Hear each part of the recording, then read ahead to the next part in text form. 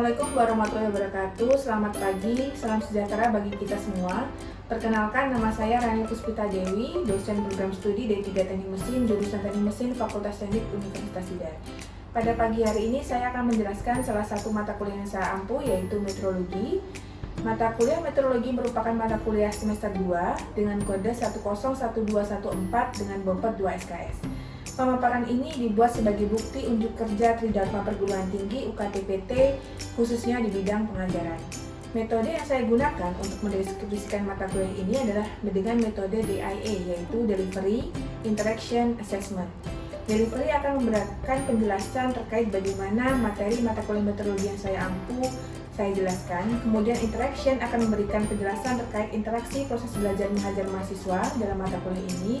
Dan yang terakhir, Assessment akan memberikan penjelasan terkait bagaimana saya melakukan pengukuran terhadap kinerja mahasiswa secara objektif. Sebelum saya melanjutkan penjelasan lebih rinci terkait DIA, saya akan menjelaskan terlebih dahulu mengenai mata kuliah meteorologi.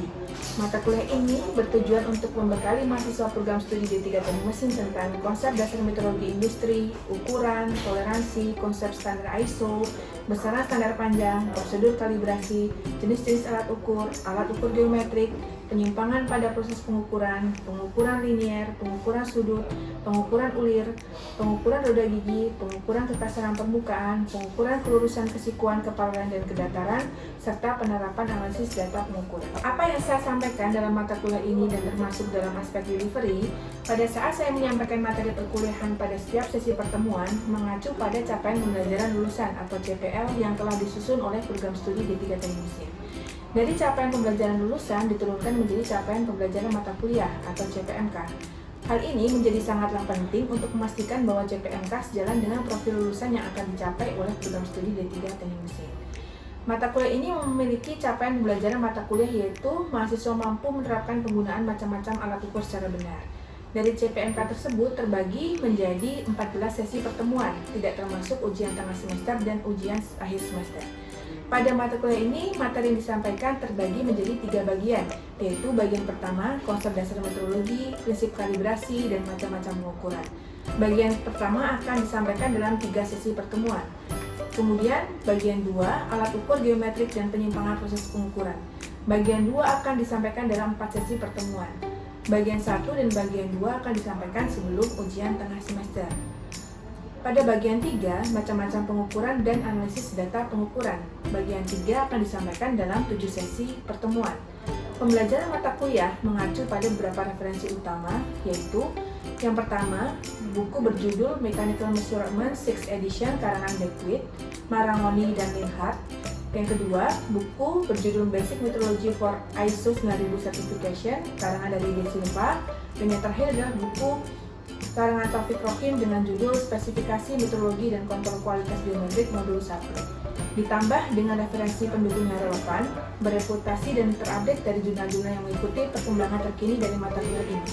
Itulah aspek delivery yang disampaikan dalam mata kuliah meteorologi. Sekarang kita lanjutkan ke interaction atau bagaimana kita berinteraksi dengan mahasiswa di kelas agar proses belajar mengajar dapat dilaksanakan dengan baik dan lancar.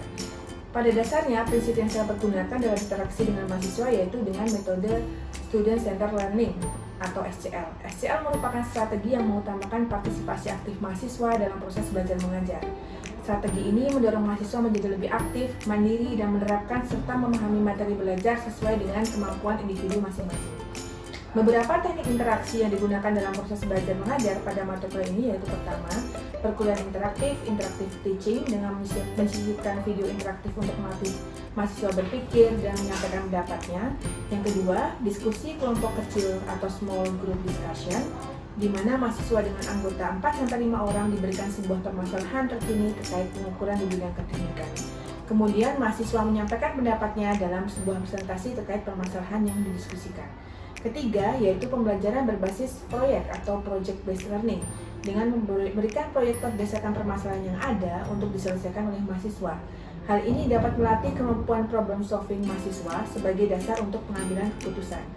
Yang terakhir, saya juga menggunakan studi kasus nyata atau real case study terkait pengukuran benda kerja dan analisis data pengukuran yang dilakukan di laboratorium jurusan Teknik Mesin.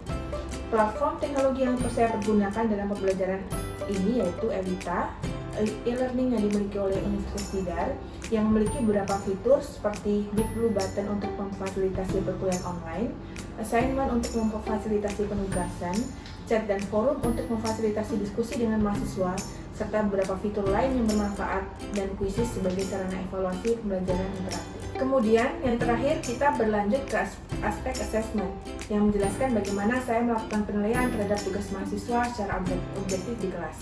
Metode penilaian terhadap mata kuliah ini tertuang pada kontrak perkuliahan yang saya jelaskan pada awal perkuliahan sebelum perkuliahan dimulai dan dapat diakses oleh mahasiswa melalui Elita e-learning di Universitas Tidar.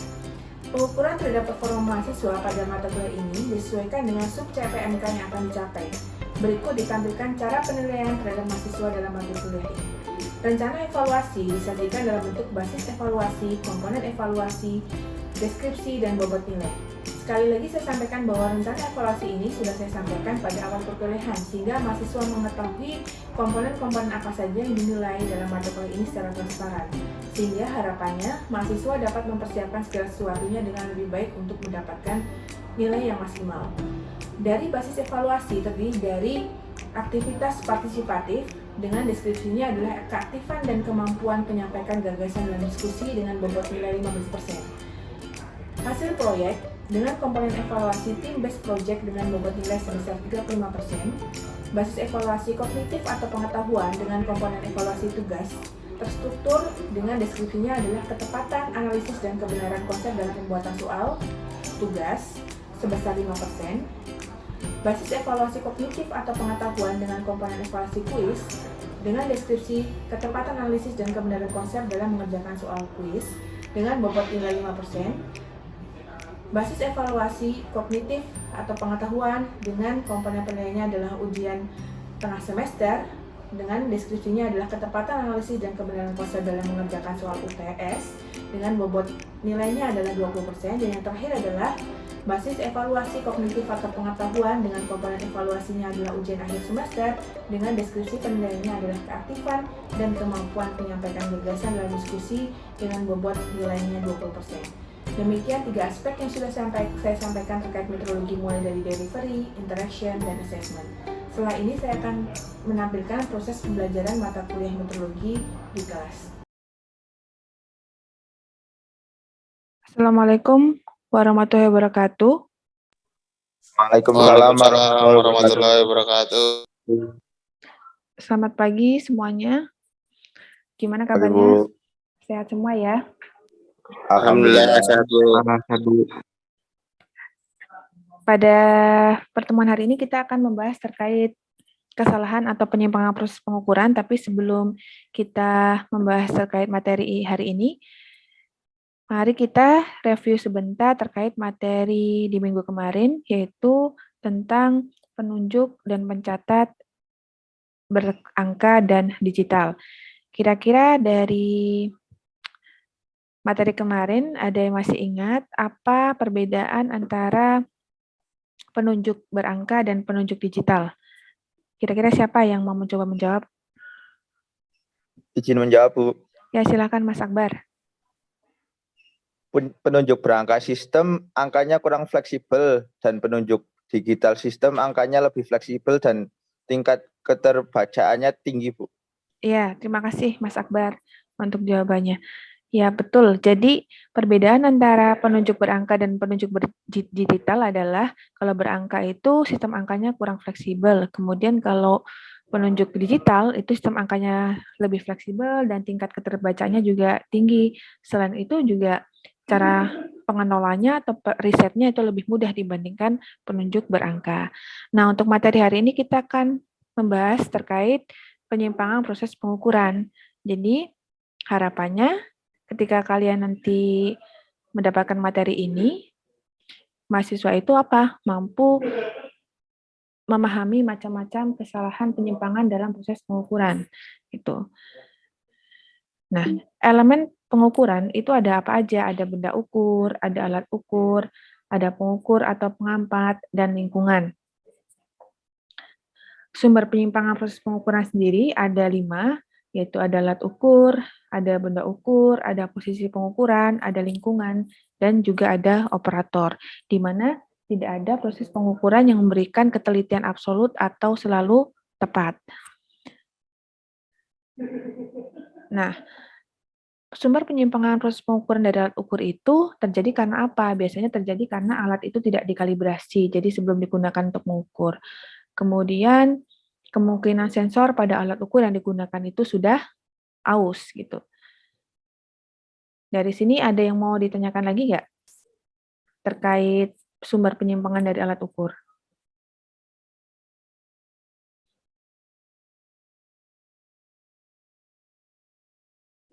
Ada pertanyaan? Misalnya dari benda ukur?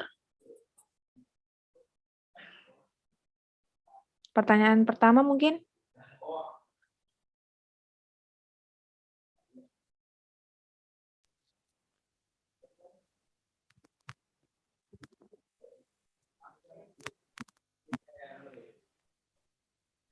Ada yang mau yang ditanyakan?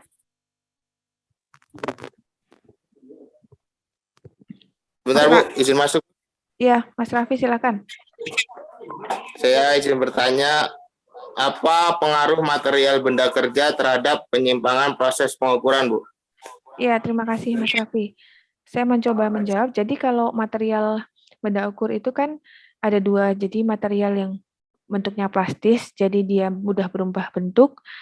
Artinya jika dia diberi diberi beban, itu ya dari tekanan alat ukur, maka dia akan berubah bentuk karena plastis. Kemudian kalau benda ukur yang kuat dan panjang, itu misalnya kita letakkan pada tumpuan, itu pasti dia juga akan mengalami lendutan. Karena apa? Karena berat beban dari benda ukur itu sendiri. Itu ya, Mas Raffi. Kemudian kalau misalnya penyimpangan dari posisi pengukuran apa? Kesalahan itu terjadi karena posisi pengukuran itu tidak tegak lurus membentuk sudut pada saat proses pengukuran. Jadi misalnya ada kesalahan sinus atau kosinus. Nah, kesalahan ini disebabkan karena apa? Karena cara memegang dan meletakkan alat ukur pada benda kerja yang kurang tepat.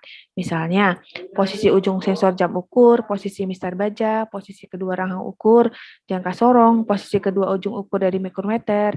Nah, itu merupakan penyimpangan-penyimpangan yang terjadi dari proses pengukuran.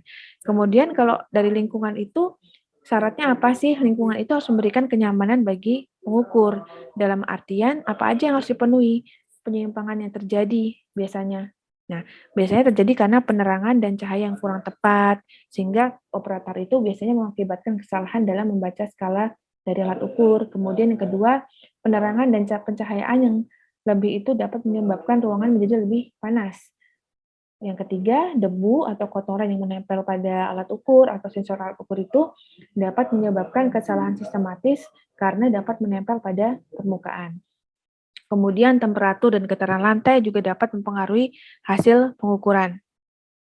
Kemudian apa aja sih syarat-syarat alat ukur dan benda ukur harus dipenuhi sehingga bisa memaksimalkan proses pengukuran? Yang pertama kebersihan, kemudian tingkat kebisingannya rendah, pencahayaan yang mencukupi, temperaturnya 25 sampai 27 derajat Celcius dan kelembapannya di antara 70 sampai 75%. Kemudian kalau penyimpangan dari manusia sendiri sebagai operator, yang pertama pasti kondisi manusia. Dalam artian ketika kita sebagai operator itu sakit atau sehat itu mempengaruhi proses pengukuran. Ketika operator itu sakit, pastinya itu akan mempengaruhi proses pengukuran menjadi tidak konsentrasi atau kurang fokus ketika melakukan proses pengukuran. Kemudian yang kedua, kesalahan metode pengukuran digunakan. Baik itu dari cara melihat alat ukur dan cara menggunakan atau memegang alat ukur. Dan yang terakhir adalah kesalahan pembacaan alat ukur.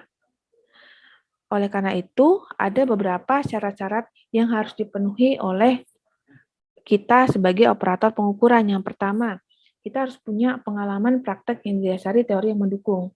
Jadi, kita harus punya konsep teori yang kuat terkait cara penggunaan alat ukur tertentu, bagaimana cara kalibrasinya, cara merawatnya, sehingga ketika kita praktek melakukan proses pengukuran, itu tidak akan terjadi penyimpangan. Kemudian, yang kedua adalah tadi, mempunyai dasar-dasar pengetahuan, baik dari cara kerjanya, cara pengukurannya, cara kalibrasinya, dan bagaimana cara memelihara alat ukur. Kemudian yang ketiga, waspada akan kemungkinan letak sumber kesalahan dan tahu bagaimana cara meminimalisir pengaruhnya terhadap hasil pengukuran. Yang keempat, mampu menganalisis suatu persoalan pengukuran. Jadi, misalnya terjadi penyimpangan, operator itu tahu sumbernya dari mana dan cara mengatasinya seperti apa. Dan yang terakhir, operator itu harus tahu dan sadar bahwa hasil pengukuran itu menjadi tanggung jawab penuh dari seorang operator. Jadi ketika terjadi penyimpangan, itu menjadi tanggung jawab penuh dari seorang operator. Sampai sini, ada yang ingin ditanyakan terkait penyimpangan proses pengukuran? Izin masuk, Bu. Ya, Mas Hendrik, silakan. Itu di situ kan sudah disebutkan macam-macam faktor penyimpangan tersebut ya, Bu. Nah, Ya. saya ingin bertanya, bagaimana ya cara meminimalisir penyimpangan proses pengukuran tersebut, Bu? Ya, Terima kasih. Ya, terima kasih Mas Hendrik untuk pertanyaannya. Saya mencoba menjawab. Jadi untuk meminimalisir proses penyimpangan yang terjadi pada proses pengukuran, kalau kita tadi review lagi terkait sumber penyimpangan itu ada dari alat ukur, dari benda ukur, dari posisi pengukuran, kemudian dari lingkungan dan operator. Proses penyimpangan itu bisa kita minimalisir yang pertama dari alat ukur. Alat ukur itu kita harus kalibrasi terlebih dahulu sebelum kita gunakan dalam proses pengukuran. Yang kedua, dari benda ukurnya. Kita harus tahu benda ukur yang akan kita gunakan dalam proses pengukuran itu benda ukur yang sifatnya seperti apa. Plastis atau kaku, karena itu juga akan mempengaruhi proses pengukuran. Yang ketiga, dari posisi pengukuran. Antara benda ukur dan alat ukur harus dalam posisi tegak lurus. Artinya tidak membentuk sudut tertentu. Kalau misalnya membentuk sudut tertentu, itu juga akan menyebabkan penyimpangan atau kesalahan dalam proses pengukuran. Yang keempat, dari lingkungan harus dijaga dalam segi atau faktor suhu, misalnya suhunya harus 25 sampai 27 derajat, kemudian dari segi kelembapan itu harus 70 sampai 75%, pencahayaannya juga yang mencukupi, tidak kotor atau debunya tidak menempel pada sensor alat ukur sehingga tidak mempengaruhi hasil pengukuran. Dan yang terakhir adalah operator. Operator itu harus punya pengalaman dan wawasan serta pengetahuan yang cukup untuk bisa menggunakan atau mengoperasikan alat ukur yang akan digunakan dalam proses pengukuran. Jadi dia harus tahu ketika terjadi kesalahan itu sumbernya dari mana, cara mengatasinya seperti apa, kemudian cara meminimalisir kesalahan pengukuran itu seperti apa, begitu. Gitu Mas Hendrik. Baik, Bu. Terima kasih. Ya, sama-sama. Untuk pertemuan hari ini, ada tugas yang harus kalian kerjakan di Elita. Kalian bisa akses Elita di pertemuan 7. Di situ saya sudah sudah men-share tugas apa yang harus kalian kerjakan. Untuk materi terkait hari ini juga sudah saya share di Elita. Untuk presensi kehadiran bisa kalian akses juga di pertemuan 7. Untuk saya ingatkan lagi bahwa untuk tugas ini itu memiliki bobot sekitar 5%. Jadi sebisa mungkin kalian bisa mengerjakan dengan maksimal gitu ya. Dan juga ada penilaian terkait hasil setelah UTS, ada team based project atau laporan analisis data pengukuran yang memiliki nilai 35%. Jadi harapannya kalian bisa menyiapkan segala sesuatunya dengan lebih baik sehingga nilai akhirnya nanti bisa maksimal. Seperti itu. Mungkin itu saja materi yang saya sampaikan hari ini. Terima kasih untuk waktunya, tetap jaga kesehatan. Saya akhiri. Assalamualaikum warahmatullahi wabarakatuh.